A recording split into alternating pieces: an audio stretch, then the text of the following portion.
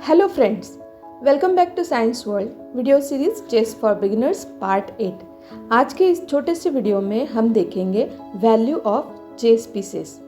पहले दो वीडियोस में हमने चेस पीसेस के बारे में जाना था और अगर आपने चेस खेलना सीख लिया हो या सीख रहे होंगे तो आपके लिए ये वीडियो एक रिमाइंडर है। चलिए देखते हैं। Don't give your pieces away, इसका मतलब क्या है? इसका मतलब ये नहीं है कि आपको हमेशा डिफेंडिंग गेम खेलना है। डिफेंडिंग तो हम खेलते ही क्योंकि हम हमारे पीसेस को बचाते हैं, लेकिन जब आप अटैकिंग गेम भी खेलते हो तब आपको अपने पीसेस की वैल्यू पता होनी चाहिए। अगर आप बिना सोचे समझे अपने पीसेस दे रहे हो तो आप अपने ही पैर पर कुल्हाड़ी मार रहे होते हो। इसलिए पीसेस की वैल्यू आपको याद रखनी है। वो कैसे याद रखनी है आप यहाँ देख सकते हो स्क्रीन पर। ये है आपके सारे पीसेस के पॉइंट्स। सबसे पहले हम बात करते हैं पॉन की। पॉन जो है उसका 1 पॉइंट होता है, ये रहा पॉइंट 1।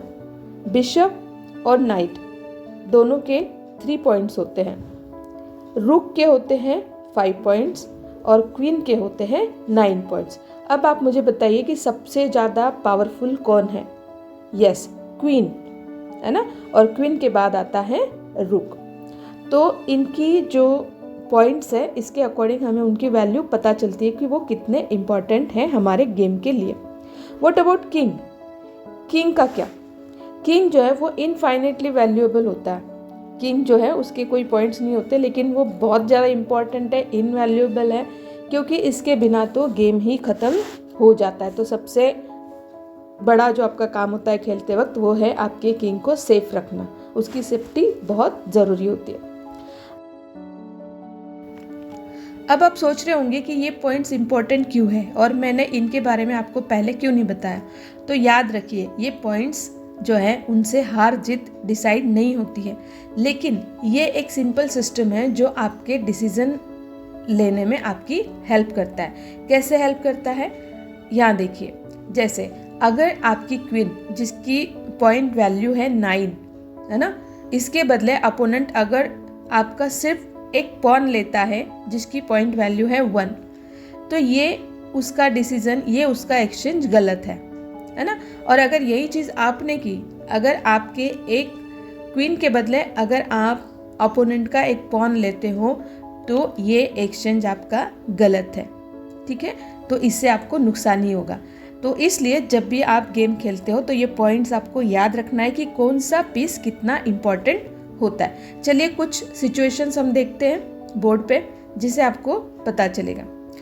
अब आप देखिए, इस पोजीशन में ब्लैक ने खेला है RH6, मतलब उसका जो रुक है वो आया है यहाँ पर, ठीक है। ब्लैक का रुक आया है H6 पर। तो क्या इस वाइट बिशप जो रेड कलर से यहाँ पर बॉक्स दिया है, ये जो वाइट बिशप है, क्या इसको इस रुक को कैप्चर करना चाहिए जो C1 पर है? आप ही बताइए, थोड़ा सा सोचिए आप। तो आंसर है yes, white should capture the रुक ऑन H6। इस वाइट बिशप से ये जो रुक है उसको कैप्चर कर लेना चाहिए जो C1 पर है। क्यों? क्योंकि हमने अभी देखा कि जो रुक है उसकी पॉइंट वैल्यू है 5 और बिशप की पॉइंट वैल्यू है 3, तो रुक जो है वो ज़्यादा काम का है ना। आपने एक चीज़ और नोटिस की होगी कि जब दो बिशप हमारे पास होते हैं, है ना, एक चलता है डार्क स्क्वायर पर और एक चलता है लाइट स्क्वायर पर, ठीक है। तो अगर हमें चेक देना है किंग को, अपोनेंट के किंग को, तो हमारे पास वही बिशप होना चाहिए। कोई भी बिशप हो तो भी मतलब नहीं है, क्योंकि जो किंग है अपोनेंट का किंग वो हमेशा उसी स्क्वायर को अवॉइड करेगा जिस स्क्वायर का बिशप आपके पास है। तो अगर आपके पास डार्क स्क्वायर का बिशप है तो किंग हमेशा लाइट स्क्वायर पे ही आगे अपना मूव करता है अपोनेंट का, ये हमेशा ध्यान रखना। तो इसलिए रुक ज़्यादा इम्पॉर्टेंट है, रुक ज़्यादा बेनिफिशियल है, क्योंकि ये आपको चेक में और चेकमेट करने में बहुत ज़्यादा हेल्प करता है, बिशप से भी ज़्यादा, ठीक है। तो इसलिए रुक का लेना यहाँ पर ज़रूरी है। चलिए एक और सिचुएशन हम देखते हैं। अब इस पोजीशन को देखिए, वाइट की मूव है, तो क्या वाइट क्वीन ब्लैक रुक को जो E8 पर है यहाँ पर उसको कैप्चर कर लेगी? यह है वाइट क्वीन, क्या ये इस रुक को कैप्चर कर लेगी? यस और नो? यस, वाइट को ऐसा ही करना चाहिए। क्यों? आप क्वेश्चन करोगे कि रुक का जो पॉइंट वैल्यू है वो क्वीन के पॉइंट वैल्यू से कम है, तो ऐसा क्यों करेगा वाइट? वाइट ऐसा ही करेगा क्योंकि उसको क्वीन के बदले में 2 रुक मिल रहे हैं, एक ये वाला रुक और ये वाला रुक। कैसे?